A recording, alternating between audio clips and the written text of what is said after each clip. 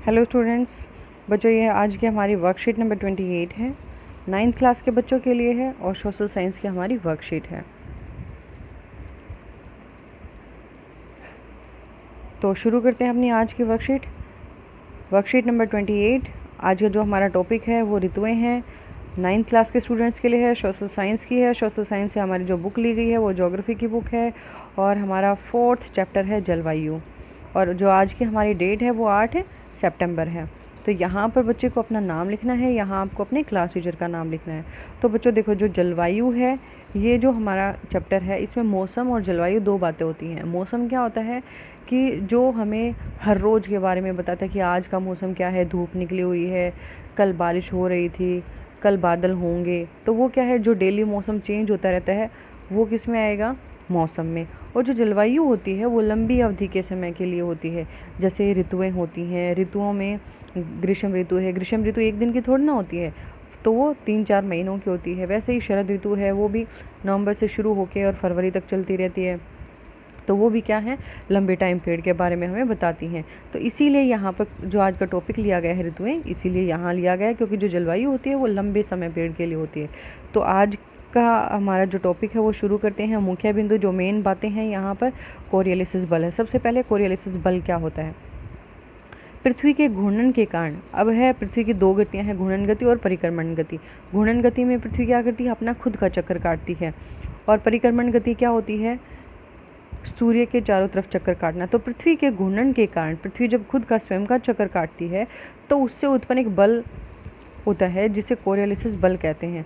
पृथ्वी का जब खुद का चक्कर लगाती है तो उसके कारण एक बल उत्पन्न होता है जिसे कोरियोलिसिस बल कहते हैं। इस बल के कारण पवनें उत्तरी गोलार्ध में दाहिनी और दक्षिणी गोलार्ध में बाईं ओर विक्षेपित हो जाती हैं, मुड़ जाती हैं। विक्षेपित का मतलब यहाँ लिखा हुआ है मुड़ जाती हैं। तो देखो, मान लो ये हमारी पृथ्वी है, इसने बोला है उत्तरी गोलार्ध ये है और ये दक्षिणी गोलार्ध है, नीचे वाला। भूमध्य रेखा से ऊपर वाला उत्तरी गोलार्ध और नीचे वाला दक्षिणी गोलार्ध। उत्तरी गोलार्ध में जो पवनें होती हैं वो दाहिनी तरफ, राइट हैंड की साइड मुड़ जाती हैं, और दक्षिणी गोलार्ध में कहाँ मुड़ जाती हैं, लेफ्ट हैंड की साइड मुड़ जाती हैं। इसे फेरेल का नियम भी कहा जाता है। किसका नियम कहा जाता है, इसे फेरेल का नियम भी कहा जाता है। उसके बाद है सेकंड हमारी जेट धाराएं। जो जेट धाराएं होती हैं, जेट धाराएं मतलब जैसे एरोप्लेन है, एरोप्लेन में जेट एरोप्लेन्स भी होते हैं, तो उनका मतलब क्या होता है, जो तेज़ गति से चलते हैं। तो यहाँ पर पवनों की जो बात हो रही है, जो तेज़ गति से पवनें चलती हैं उनको जेट धाराएं बोला जाता है।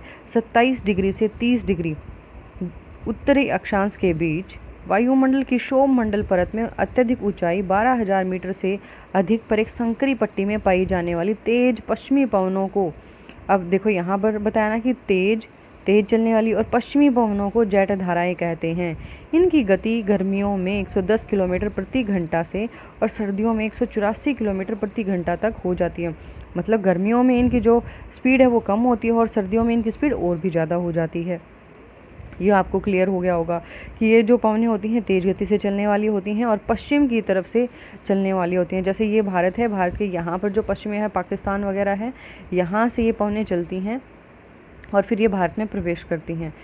उसके बाद है पश्चिमी चक्रवातीय विक्षोभ। सर्दी के महीनों में उत्पन्न होने वाले पश्चिमी चक्रवातीय विक्षोभ तेज हलचल तूफान भूमध्य सागरीय क्षेत्र से आने वाली पश्चिमी प्रवाह के कारण होते हैं। ये प्राय भारत के उत्तर और उत्तर पश्चिमी क्षेत्रों को प्रभावित करते हैं। जो चक्रवातीय विक्षोभ होते हैं ये किसको प्रभावित करते हैं, जो भारत का उत्तरी और पश्चिमी क्षेत्र होता है उसको प्रभावित करते हैं। उसके बाद है एल नीनो क्या होता है, क्रिसमस के समय ठंडी पेरू जलधारा, पेरू मतलब एक स्थान का नाम है, और वहाँ पर जो ठंडी जलधाराएं होती हैं, जलधारा के स्थान पर अस्थायी तौर पर, अस्थायी मतलब ये परमानेंट नहीं होती हैं, कभी कभी चलती हैं 2 या 5 वर्ष के अंतराल पर। इसके बीच में क्या होता है, ये कभी 2 साल के बाद आती हैं, कभी ये 5 साल के बाद आती हैं। गर्म जल धाराओं के विकास को एल नीनो का नाम दिया गया है। तो ये कैसी जल धाराएं हैं, गर्म जल धाराएं हैं। यह एक स्पेनिश शब्द है। जो एल नीनो शब्द है वो कैसा है, एक स्पेनिश शब्द है जिसका अर्थ है बच्चा, जो बेबी क्राइस्ट को व्यक्त करता है। मतलब ये ठंडी के समय में आती हैं। और जो क्रिसमस का जो हमारा त्यौहार मनाया जाता है वो भी कब मनाया जाता है, सर्दियों में, दिसंबर में मनाया जाता है। तो ये इसीलिए इसको बेबी क्राइस्ट का नाम भी दिया गया है। इसकी उपस्थिति समुद्र की सतह के तापमान को बढ़ा देती है। जब ये एल नीनो पवनें चलती हैं, धाराएं चलती हैं, तो ये क्या करती हैं, जो समुद्र की सतह होती है वहाँ का तापमान बढ़ा देती हैं और उस क्षेत्र में व्यापारिक पवनों को शिथिल कर देती हैं। और जो वहाँ पर चलने वाली व्यापारिक पवनें होती हैं उनको शिथिल कर देती हैं, कम कर देती हैं मानसून। उसके बाद है मानसून। मानसून शब्द की उत्पत्ति अरबी शब्द मौसम से हुई है। जो ये क्या है, एक अरबी शब्द है और इसकी जो उत्पत्ति हुई है मौसम शब्द से हुई है, जिसका अर्थ होता है मौसम। मानसून का अर्थ एक वर्ष के दौरान वायु की दिशा में ऋतु के अनुसार परिवर्तन होता है। अब जो मानसून होता है, मानसून का क्या अर्थ बताया कि यहाँ पे कि एक वर्ष के दौरान, एक साल में जो वायु की दिशा होती है उसके अंदर जो ऋतुओं के अनुसार जो परिवर्तन होता है उसको मानसून कहा गया है। मानसूनी जलवायु की एक विशेषता विशिष्ट मौसमी प्रतिरूप होता है, जिसमें मौसम की अवस्थाओं में बहुत अधिक परिवर्तन होता है।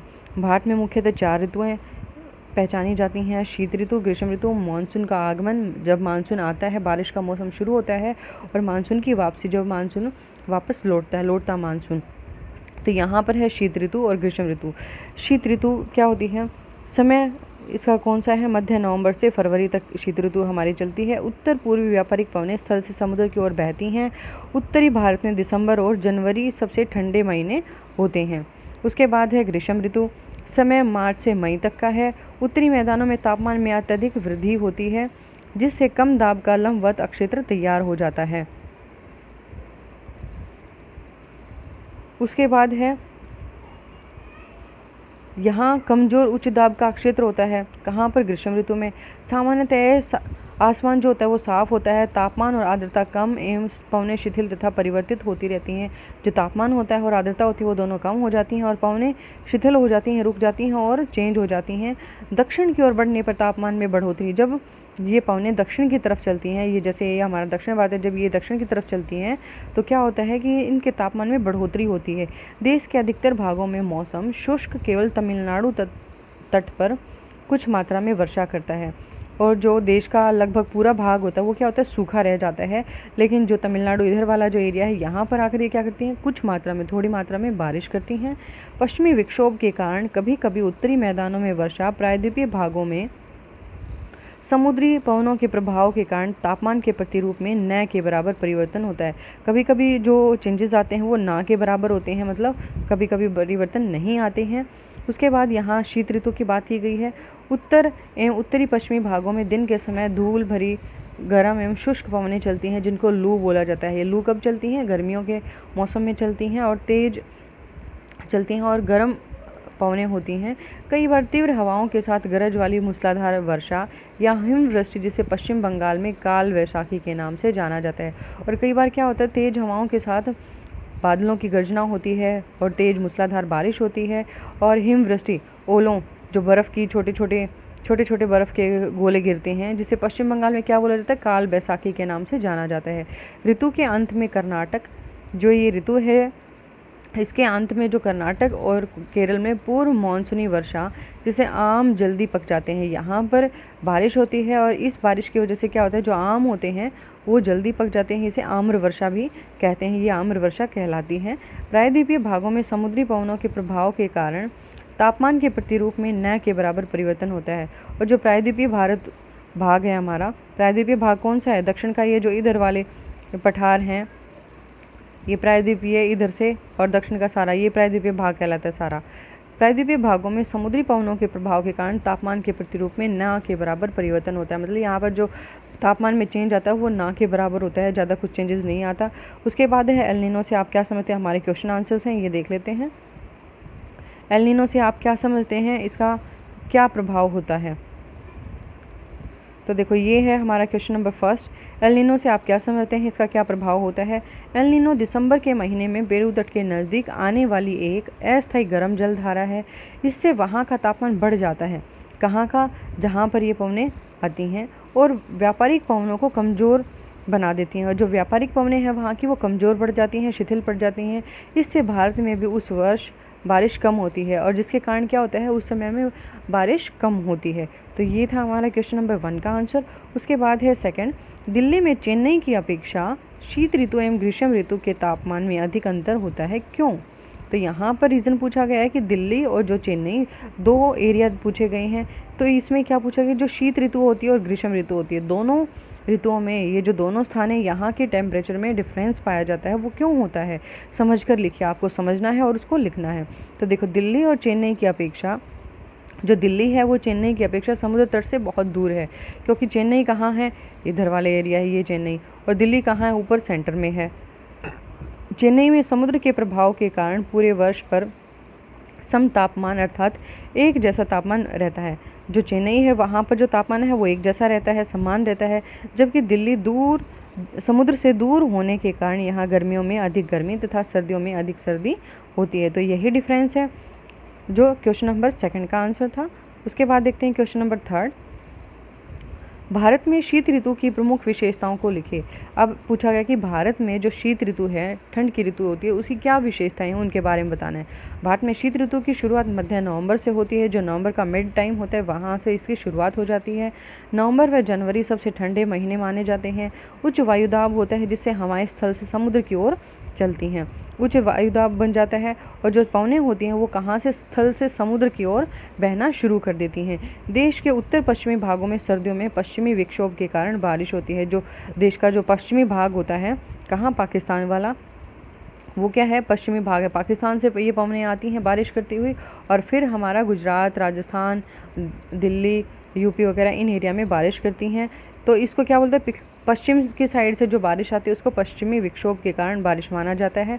तमिलनाडु में शीत ऋतु के दौरान भारी बारिश होती है, और जो तमिलनाडु है वहाँ पर शीत ऋतु में क्या होता है, बहुत तेज़ बारिश होती है। तो बच्चों ये था हमारा क्वेश्चन नंबर 3 का आंसर। उसके बाद देखते हैं क्वेश्चन नंबर 4। मानसून में मौसमी अवस्थाओं में बहुत परिवर्तन होता है। जो मानसून होता है उसमें जो मौसमी अवस्थाएं होती हैं काफ़ी चेंजेस पाए जाते हैं। भारत के संदर्भ में उदाहरण देकर समझाइए। तो यहाँ पर भारत का एग्जाम्पल लेकर हमें इसको समझाना है। तो देखिए क्वेश्चन नंबर 4 का आंसर, पूरे देश में मानसूनी जलवायु है, परंतु इसमें स्थानीय स्तर पर अंतर पाया जाता है। जब पूरे देश में मानसूनी जलवायु चल रही होती है तो जो एक एरिया की बात करते हैं तो वहाँ पर क्या होता है, डिफरेंस पाया जाता है। देश के कुछ हिस्सों में 400 सेंटीमीटर से भी अधिक बारिश होती है, तो दूसरी तरफ राजस्थान और लेह में वार्षिक वर्षा केवल 10 सेंटीमीटर होती है।